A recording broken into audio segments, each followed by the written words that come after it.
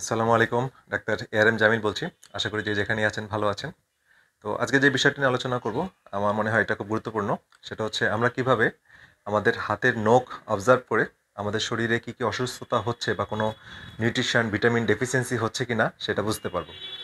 তো আমরা একটু এক্সাম্পল দেই। আমরা যেমন কোনো উদ্ভিদ বা গাছের পাতা যদি বিবর্ণ হয়ে যায়, তাহলে কিন্তু আমাদেরকে বুঝতে হবে সেই গাছের শিকড়ের আশেপাশে যে মাটি আছে বা যেই মাটিতে সেই গাছটি হয়েছে, সেখানে প্রবলেম আছে। সেখানে হয়তো কোনো মিনারেল ডেফিসিয়েন্সি হচ্ছে বা সেখানে কোনো ফাঙ্গাস গ্রো করছে বা কোনো প্রবলেম তৈরি করছে বা কোনো ভাইরাস এফেক্টেড হয়েছে। তো সেই মাটির প্রবলেমটা ম্যাক্সিমাম ক্ষেত্রে আমাদের পাতায় বোঝা যায়। তো একইভাবে আমাদের শরীরের ভিতরে যদি কোনো নিউট্রিশন, কোনো ভিটামিন, প্রোটিন, কার্বোহাইড্রেট বা অন্য কিছুর যে ইমব্যালেন্স বা ডেফিসিয়েন্সি ঘাটতি থাকে এবং কোনো রোগে যদি বাসা বাঁধতে থাকে, সেইটার রিফ্লেকশনও আমাদের বাহ্যিক অংশ, যেটা স্কিন অ্যাপেন্ডিক্স বলে, যেমন হাতের নখ, মাথার চুল এবং স্কিন, ত্বক থেকে আমরা বুঝতে পারি। তো আজকে আমরা স্কিনে নিউট্রিশনাল ডেফিসিয়েন্সিটাকে ফোকাস করব, যে শরীরে বিভিন্ন ভিটামিন ঘাটতি হলে আমাদের নখে কী কী পরিবর্তন হয় এবং এই নখ অবজার্ভ করে আমরা কিভাবে এই বিষয়গুলো ধারণা পেতে পারি। ঠিক আছে? তো চলুন দেরি না করে যাওয়া যাক। তো আমরা এখানে স্ক্রিনে একটি হেলদি নেইল দেখতে পাচ্ছি। প্রথমে যে অংশটা আমি দেখাতে যাচ্ছি সেটা হচ্ছে লুনুলা। হ্যাঁ, আপনারা স্ক্রিন দেখতে পাচ্ছেন লুনুলা। তো লুনুলা যে অংশটা, এটা মানে অর্ধচন্দ্রাকৃতি একটা অংশ। আপনারা প্রত্যেকেই হাতের নখে দেখবেন যে নখের বেস যেটা, এটাকে নেইল বেড বলে, এবং এটার যে নেইল রুট যেটা, হ্যাঁ, এই যেটা নেইল রুট, এটা নেইল রুট, এই রুটের সামনেই অর্ধচন্দ্রাকৃতি সাদা একটা অংশ দেখা যায় এবং এটা হেলদি নখে এটা দেখা যাবে। তারপরে যে অংশটা, এটা হচ্ছে নেইল বডি, পুরা নেইলের বডিটা, এবং মাথায় হচ্ছে সাদা একটা অংশ, ফ্রি ডিস্টাল এজ থাকবে, এটা কোনো স্মুথ থাকবে, কোনো ভাঙা বা ক্ষয়ে যাওয়া থাকবে না। আর দুই পাশে যে ল্যাটারাল ফোল্ড, ল্যাটারাল মানে পাশে, দুই পাশে যে ভাঁজটা থাকবে সেটা খুব হেলদি থাকবে, কোনো গর্ত থাকবে না, কোনো ইনফেকশনের চিহ্ন থাকবে না, লাল থাকবে না, পেইন থাকবে না। ঠিক আছে? তো এই বিষয়গুলো থাকলে আমরা ইউজুয়ালি একটা একটা নখ হেলদি সেটা বুঝতে পারবো। এবং এই নেইলের কালারটা ইউজুয়ালি একটু পিঙ্কিশ হবে, একটু গোলাপি টাইপের হবে। তো এটা হচ্ছে আমাদের হেলদি নেইল চেনার উপায়। তো যাই হোক, এখন আমাদের যে প্রবলেমগুলো হলে আমরা সমস্যাগুলো ফেস করি, সেটা হচ্ছে আমরা এখন যাব যে কীভাবে আমরা দেখতে পারি। প্রথমে যে প্রবলেমটা আমরা দেখব সেটা হচ্ছে, যদি আমাদের নেইলের মাঝ বরাবর কোনো ভার্টিক্যাল লাইন দেখা যায়, ঠিক আছে, বা গর্ত বা গ্রুভ দেখা যায়, ঠিক আছে, বা ডিসকালারেশন দেখা যায়, মানে কালার চেঞ্জ হয়ে গেছে, তাহলে সেটা সাধারণত ইন্ডিকেট করে আমাদের প্রোটিন, শরীরের প্রোটিনের ঘাটতি, ভিটামিন ডি এর ঘাটতি, ভিটামিন বি12 এর ঘাটতি। সেই বিষয়গুলো খেয়াল করতে হবে। এবং ভিটামিন বি12 এর সোর্স হচ্ছে এনিম্যাল সোর্স। ঠিক আছে? যারা সাধারণত ভেজিটেরিয়ান, টোটালি ভেজিটেরিয়ান, তাদের এই ভিটামিন বি12 ডেফিসিয়েন্সি হয়। তো ফুল ভেজিটেরিয়ান হলে আপনি অবশ্যই ভিটামিন বি2 নিতে হবে। প্রাণীজ যদি না খান তাহলে সাপ্লিমেন্ট হিসেবে নিতে হবে। আচ্ছা। আর তারপরে আমরা আরেকটা দেখি যে আমাদের বিভিন্ন নেইলের মধ্যে ভার্টিক্যাল, মানে এরকম লম্বা লম্বা অনেক ভাঁজ বা খাঁজের মতো থাকে। হ্যাঁ, তো সেটা সাধারণত বি12 আয়রন ডেফিসিয়েন্সি, প্রোটিন ডেফিসিয়েন্সি, হ্যাঁ, তারপর থাইরয়েডের প্রবলেম, এবং এছাড়া যেটা হয় সেটা হচ্ছে কার্ব, মানে আমাদের যদি প্রচুর পরিমাণে কার্বোহাইড্রেট জাতীয় খাবার খাই তাহলে এটা হয়।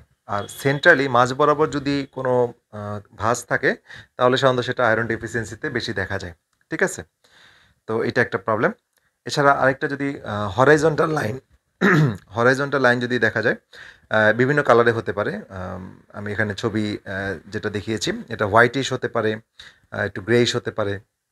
তো এটা হলে সাধারণত ভিটামিন বি3 অভাব হয়, হলে হয়, ক্যালসিয়ামের অভাব এবং জিঙ্কের অভাব হলে এই হরাইজন্টাল লাইনগুলো দেখা যায়।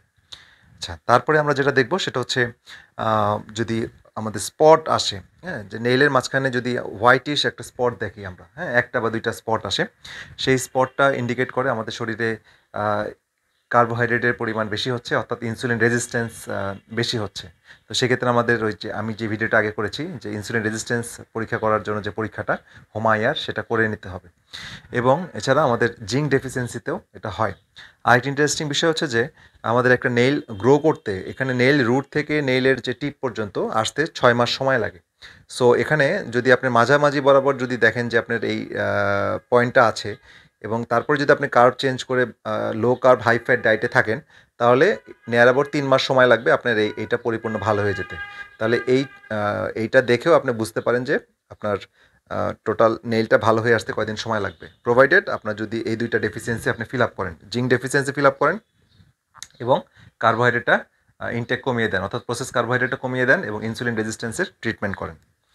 ওকে, তারপরে আরেক রকমের নেইল পাওয়া যায়, সেটা হচ্ছে নোকের মাথাগুলো চিপড, মানে ভেঙে ভেঙে উঠে আসা, ঠিক আছে, মানে একটা বড় একটা অংশ যদি ভেঙে উঠে আসে, হ্যাঁ, চিপড হয়ে আসে, ইজিলি চিপড, তাহলে সেক্ষেত্রে একটা ভিটামিন B6 এবং ম্যাগনেসিয়ামের ঘাটতি হয়। তো এই দুটা ঘাটতিতে আপনার এই ইজিলি চিপড নেইল হয়।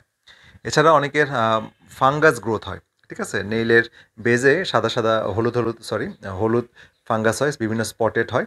তো ফাঙ্গাস গ্রোথ হলে এরকম হয়। এছাড়া ভিটামিন B3 বায়োটিনের ঘাটতি হলেও এটা হয়। আচ্ছা, এখন একটা নেইল হচ্ছে ব্রিটেল নেইল, মানে নেইলগুলো ভঙ্গুর, হ্যাঁ, ভেঙে ভেঙে যাচ্ছে। তো ব্রিটেল নেইলের মেইন কারণ হচ্ছে যে আয়রন ডেফিসিয়েন্সি হলে, ম্যাগনেসিয়ামের ঘাটতি হলে, কারণ ম্যাগনেসিয়াম অ্যাবজর্পশন করতেও আয়রন লাগে। আর আমাদের স্টমাকে যদি হাইড্রোক্লোরিক অ্যাসিড কমে যায়, ঠিক আছে, তো হাইড্রোক্লোরিক অ্যাসিড কমে গেলে আয়রন অ্যাবজর্পশন কমে যায়, ম্যাগনেসিয়াম অ্যাবজর্পশন কমে যায়।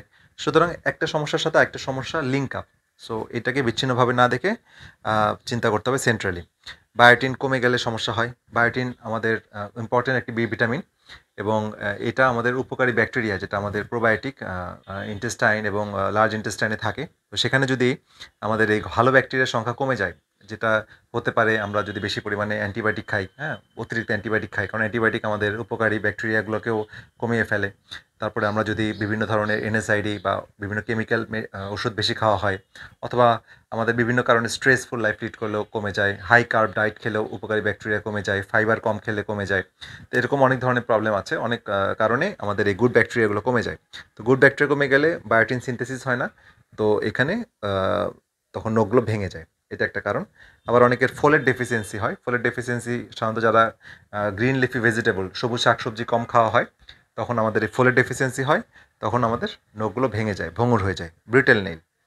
আচ্ছা, এরপরে যেটা আমরা দেখতেছি সেটা হচ্ছে হোয়াইট নেইল। যদি পুরা নখটা যদি সাদা দেখা যায়, হ্যাঁ, মানে এখানে কোনো লুনা থাকবে না, ঠিক আছে, লুনা থাকবে না। আমরা যেটা দেখেছিলাম যে লুনা এখানে প্রথমে হেলদি নেইল এসে দেখালাম যে অর্ধচন্দ্রাকৃতি লুনুলা, সেই লুনুলা যদি না থাকে, পুরোটা সাদা হয়ে যায়, তাহলে সেটা ইন্ডিকেট করে যে আমাদের প্রোটিন কমে গেছে, শরীরে প্রোটিন ঘাটতি হচ্ছে। তো আমাদের প্রোটিন কমার দুইটা ইম্পর্টেন্ট হচ্ছে, প্রোটিন সিনথেসিস হয় লিভার থেকে, আর প্রোটিন যদি কিডনি থেকে ফিল্টার, যে ছাঁকনি যন্ত্র, সেখান থেকে যদি প্রোটিন লিক করে বা ফিল্টার হয়ে যায়, তাহলে এই দুইটা কারণে আমাদের প্রোটিন শরীর থেকে কমে যায়। তাহলে কিডনি এবং লিভার ফেলিওর হলে প্রোটিন কমে যায়। এছাড়া অতিরিক্ত অ্যান্টিবায়োটিক গ্রহণ করলেও আমাদের এই প্রোটিন ডেফিসিয়েন্সি হয়। তো এইটা একটা ইম্পর্টেন্ট একটি সাইন। তো এই ধরনের সাইন আসলে অবশ্যই চিকিৎসকের শরণাপন্ন হতে হবে। তো অনেকের ক্ষেত্রে আরেকটা যে প্রবলেম যেটা বলবো, সেটা সফট নেইল। নখগুলো খুবই নরম হয়ে যায়, হ্যাঁ, চাপ দিলে বসে বসে যায়, এরকম সফট নেইল, হ্যাঁ, নরম নেইল যদি দেখে, তাহলে সেটা আমাদের ইন্ডিকেট করে যে ক্যালসিয়াম ডেফিসিয়েন্সি হচ্ছে। তো ক্যালসিয়ামের সাথে ভিটামিন ডি এর সম্পর্ক আছে, বিকজ ভিটামিন ডি আমাদের প্রয়োজন ক্যালসিয়ামকে অ্যাবজর্ব করার জন্য। তো ভিটামিন ডি এর উপস্থিতিতে ক্যালসিয়াম 20 টাইমস, 20 গুণ বেশি শরীরে অ্যাবজর্ব হয়। সো যখন আমরা ক্যালসিয়াম দিই, তখন সাধারণত ভিটামিন ডিও দেওয়া হয়। তবে ক্যালসিয়াম চয়েস করার ক্ষেত্রে ক্যালসিয়াম আমরা কার্বনেট এটা চয়েস করব না, বিকজ এটা সফট টিস্যুতে ডিপোজিট হয় বেশি, আমরা যেটা চাই না। আমরা ক্যালসিয়াম ওরোটেট, ক্যালসিয়াম সাইট্রেট, হ্যাঁ, এই জাতীয় ক্যালসিয়ামগুলো আমরা এখানে ব্যবহার করব। আর এখানে আরেকটা নেইল আছে যে ক্লাব নেইল, হ্যাঁ, যে নেইলটা একটু ড্রামের মতো হয়ে যাবে এবং ড্রামস্টিক অ্যাপারেন্স বলা হয়। তো এখন এই ক্লাবড নেইলটা কী কী কারণে হয়? এটা হচ্ছে আমাদের লিভার, হার্ট এবং আমাদের লাংস, হ্যাঁ, ফুসফুস, এখানে এই প্রবলেমে, এখানে যদি অক্সিজেনেশন কম হয় লাংসে, তাহলে হতে পারে লিভার সিরোসিসে হতে পারে, হার্টের ক্ষেত্রে কনজেনিটাল হার্ট ডিজিজে হতে পারে। তো এই ধরনের প্রবলেম হলে আপনার নেইলগুলো ক্লাবড শেপ হয়ে যাবে। আমি ছবি দেখিয়ে দিচ্ছি, আপনারা এই ধরনের নেইল যদি কারো হয়, অবশ্যই দেরি না করে চিকিৎসকের সাথে পরামর্শ করবেন। আচ্ছা, তারপরে যদি কারো নেইল এরকম স্পুন শেপ হয়ে যায়, অর্থাৎ চামিচের মতো যদি উল্টা দিকে মানে উঁচা হয়ে থাকে, ঠিক আছে, মানে কার্ভ তো নর্মালি এভাবে থাকবে, তো এটা যদি বাঁকা হয়ে চামিচের মতো উঠে আসে, তাহলে সেটা বুঝতে হবে কি স্পুন ডোয়ের মতো হয়ে আছে। তো এটা ইন্ডিকেট করে আমাদের শরীরে অনেক তীব্র আয়রন ডেফিসিয়েন্সি হচ্ছে, হ্যাঁ। তো আয়রনের অভাব হলে যে এনিমিয়া হয়, আয়রন ডেফিসিয়েন্সি এনিমিয়া, তো সেটার একটা ইম্পর্টেন্ট একটি লক্ষণ, নেইলটা যদি স্পুন শেপড হয়ে যায়। আচ্ছা, কারো যদি নেইল ব্লু কালার হয়ে যায়, হ্যাঁ, ব্লু কালার হয়ে গেলে বুঝতে হবে যে আমাদের শরীরে লাংস ঠিকমতো অক্সিজেনেশন করতে পারছে না, এটাকে বলা হয় সায়ানোসিস। তো সায়ানোসিস হলে অক্সিজেন যদি শরীরে ঠিকমতো ব্যবহৃত হতে না পারে, এটা অনেকগুলো কারণে হতে পারে। হার্টে যদি কোনো কারণে ফুটা থাকে জন্মগত, হ্যাঁ, তাহলে বাচ্চাদের ছোটোবেলা থেকে এটা দেখা যায়। তারপরে যদি কোনো কারো লাংসের প্রবলেম হয়, ঠিক আছে, বা শ্বাসকষ্টের সমস্যা হলে ব্লু হয়ে যায়, ঠিক আছে। এছাড়া এই প্রবলেমগুলোই সাধারণত বেশি। তো আমাদের লাংস এবং হার্টের কোনো জন্মগত ত্রুটি হলে হতে পারে, অথবা পরবর্তীতে অন্য কোনো জটিলতার কারণে যদি ঠিকমতো অক্সিজেনেশন লাংস গ্রহণ করতে না পারে, তাহলে নখগুলো ব্লু হয়ে যায়। এর সাথে সাইনোসিসের অন্যান্য চিহ্ন যেমন ঠোঁট নীল হয়ে যাওয়া, জিহ্বার মাথা নীল হয়ে আসা, নাকের মাথা নীল হয়ে আসা, কানের লতি এখানে নীল হয়ে আসা।